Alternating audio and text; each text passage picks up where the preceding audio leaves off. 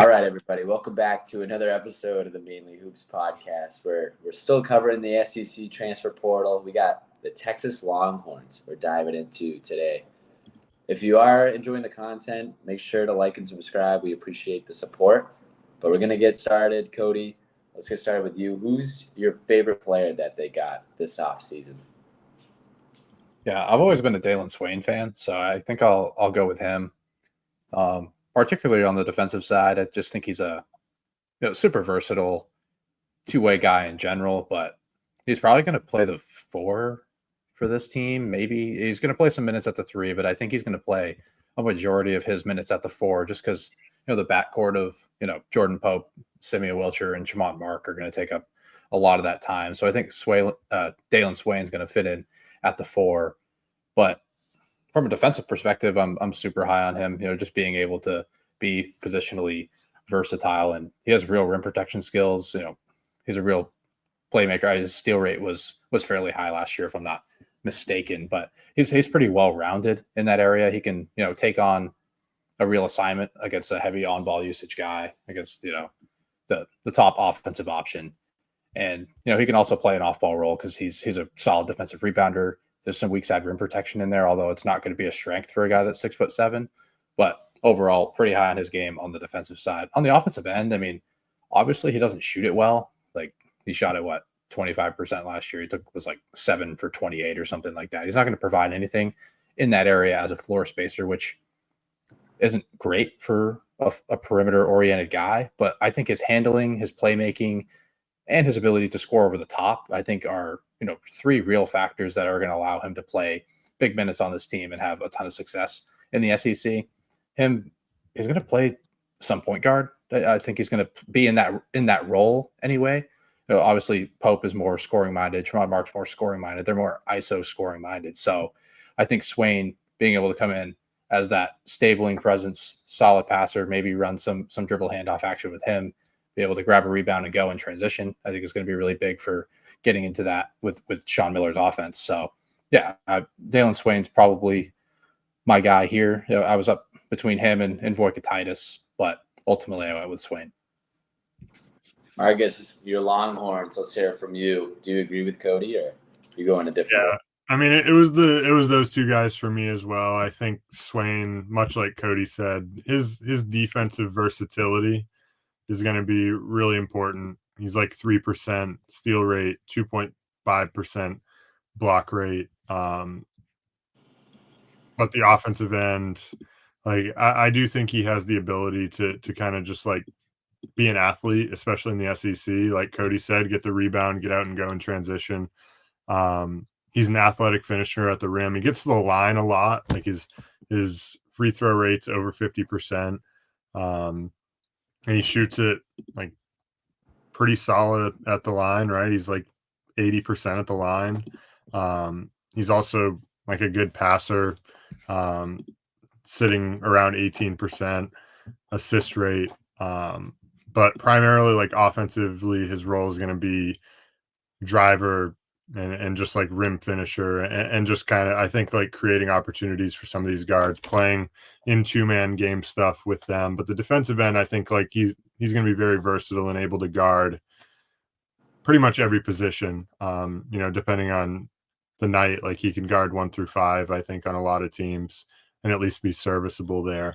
As for Voikatitis, like obviously Sean Miller addressed a major need which was the front court this offseason. Like got Swain, who's kind of that swing man, can maybe play. He's going to play a lot of 4, like Cody said, but also bring in Voikatitis from Florida Atlantic, Lassina Traore following Sean Miller. Obviously, he didn't play last year at Xavier, but before that, he was at Long Beach State, coming off an ACL this year. But at Long Beach State, he was a beast on the glass. Was he like 12.5% offensive rebound rate, 25% on the defensive end? He gets the line a lot. So I think like Sean Miller addressed a clear need. They retained the backcourt, also brought in Wilcher, who I'll touch on in a minute or so. But I like the front court moves. At least he addressed some pretty significant needs. Any other transfers that stand out to you, Cody? I mean, I think just the combo of Voikatitis and Traore is going to, bring a stabling presence at least on the glass for a Sean Miller team. They think they sort of struggled at Xavier last year in that area, just with just having like a true rim presence in general. And those two guys, Voikatitis and Traore, are going to be able to provide that. Particularly Voikatitis, who's like pretty unstoppable once he has the ball around the rim. I mean, he gets to the line a ton.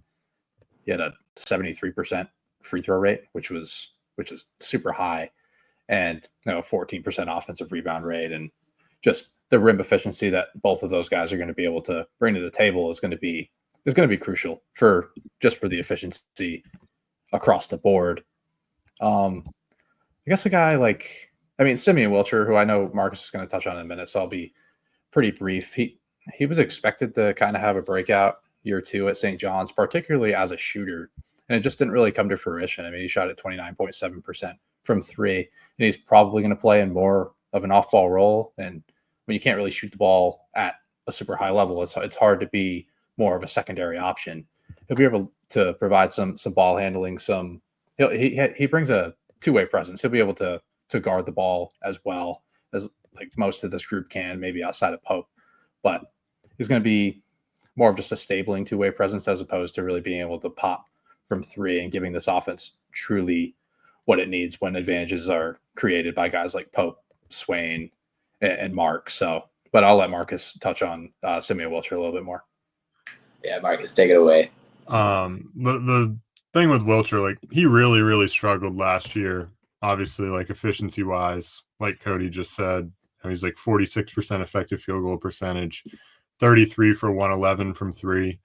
I think everyone going into that last season, myself included, I was kind of high on Wilcher. Like I kind of expected a bit of a breakout from him at St. John's. That didn't really happen. Averaged 8 points, but like I still believe he's a better shooter than what he showed.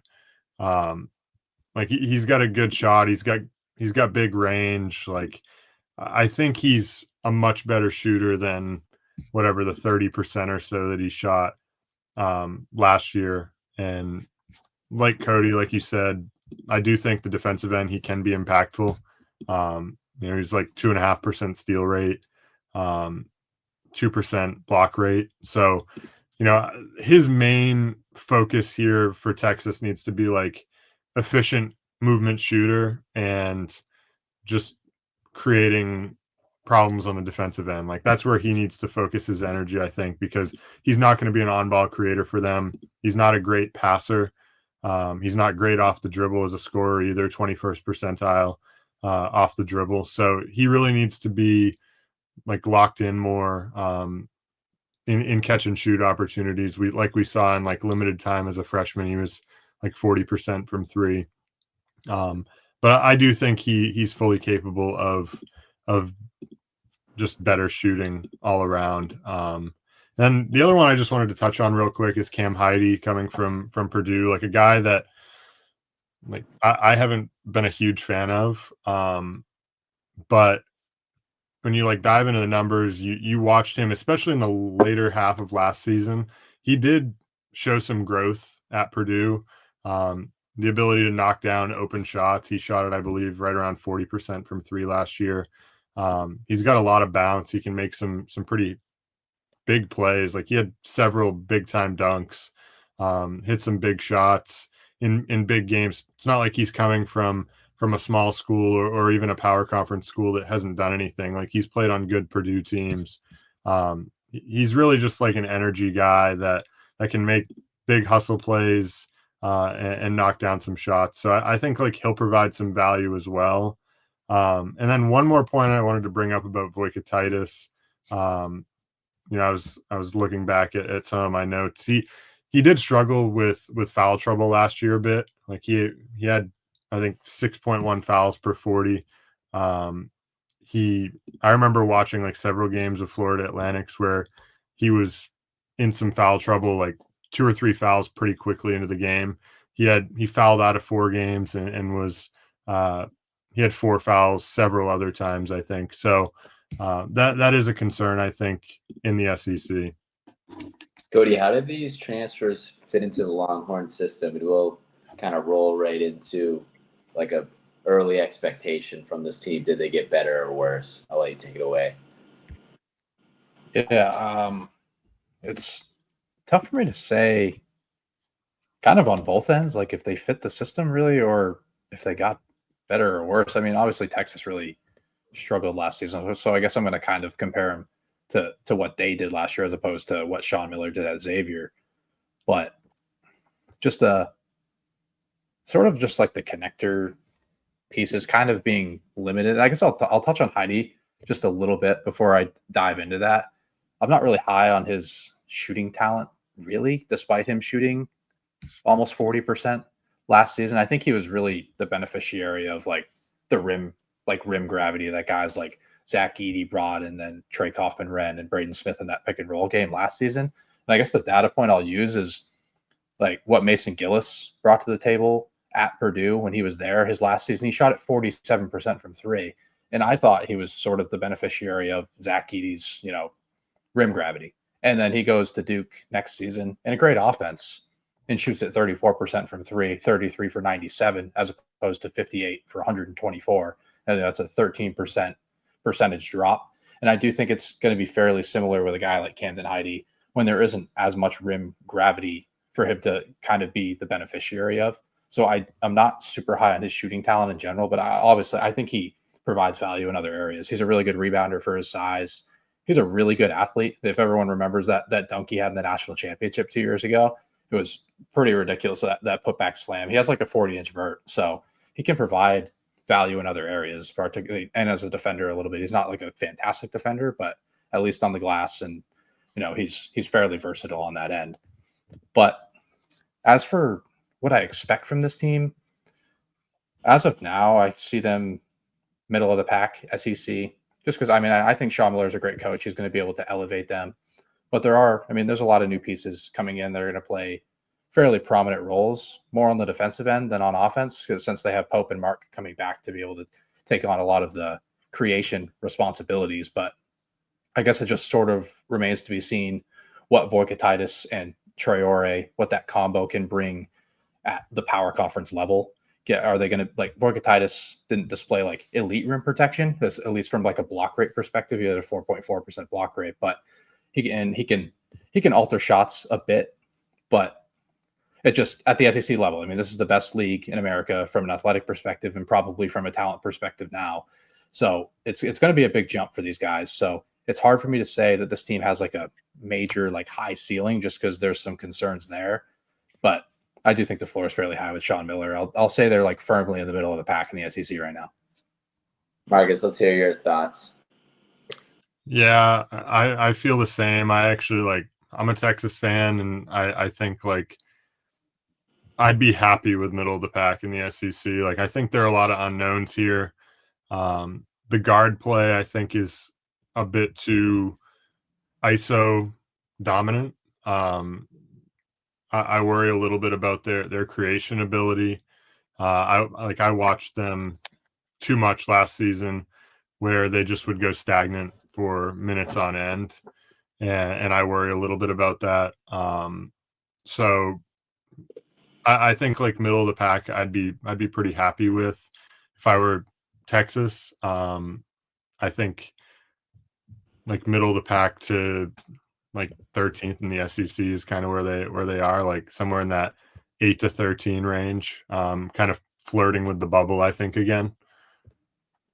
And 13th in the SEC really isn't bad. Like that could still No. be a tournament team as well, which what did they end up getting, 13 last year?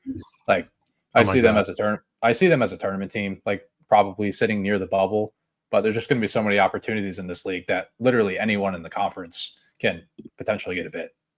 Yeah. Good point, Cody. Any final thoughts, Marcus? Anything? Or No, I'm good. all right, let's wrap up the Longhorns. As always, thank you for listening to the Mainly Hoops podcast.